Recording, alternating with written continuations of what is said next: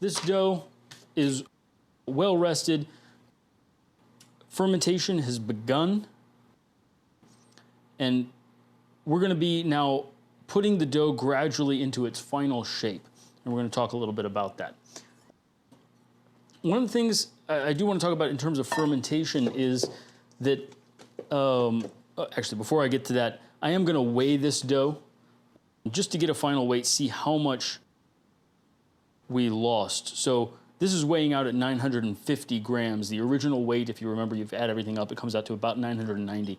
So we only lost about 40 grams of flour and or water. We can add that back gradually if we'd like to, but actually I'm pretty happy with how this dough looks. So I'm actually just going to work with it as it is. Fermentation, as it's ongoing, with a non-sourdough starter, usually involves Saccharomyces cerevisiae, baker's yeast. We've talked about that.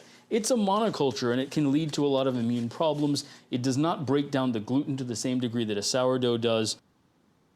And in general, seems to be less beneficial for human health. You mentioned previously that all bread baked prior to 1600 was sourdough.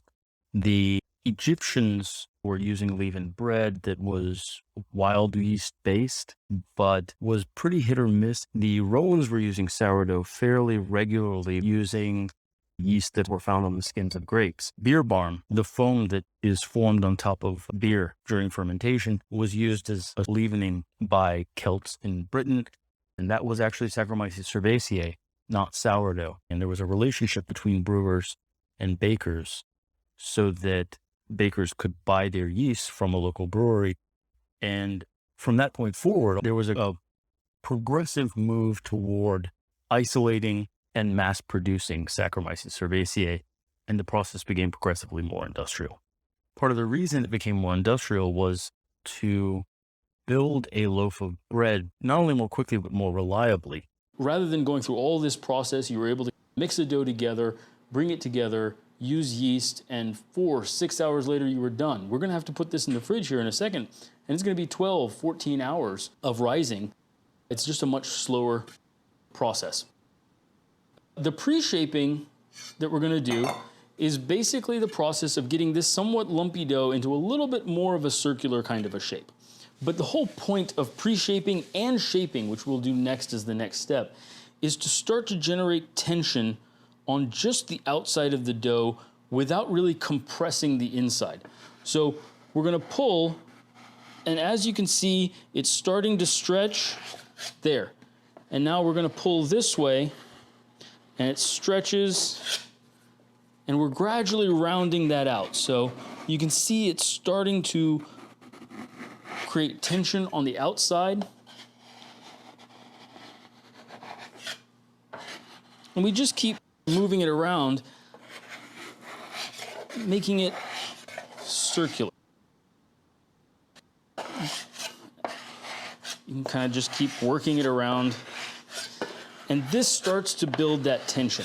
Now, ordinarily, a pre-shape can just get a roughly circular shape.